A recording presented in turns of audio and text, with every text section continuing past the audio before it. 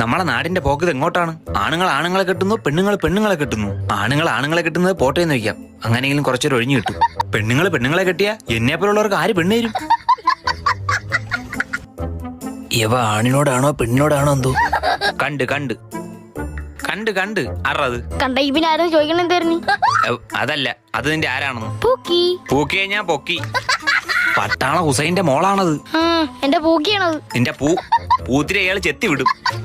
നമ്മളോടനെ register marriage ചെയ്യും. നിനക്ക് എത്ര വയസ്സ്? അടുത്ത മാസം 14 അവൾക്കോ 12. പൂക്കാൻ പറ്റിയ പ്രായം.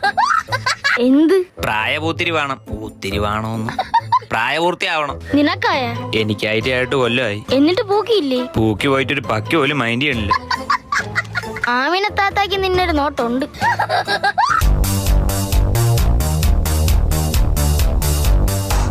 ഇപ്പം വരും, നീ അവിടെ ചെന്ന് തിരിഞ്ഞേക്ക്. അടുത്ത തീയതി അറിയുമ്പോ പ്രപ്പോസ് ചെയ്യണം, എന്നിട്ട് പൂക്കി.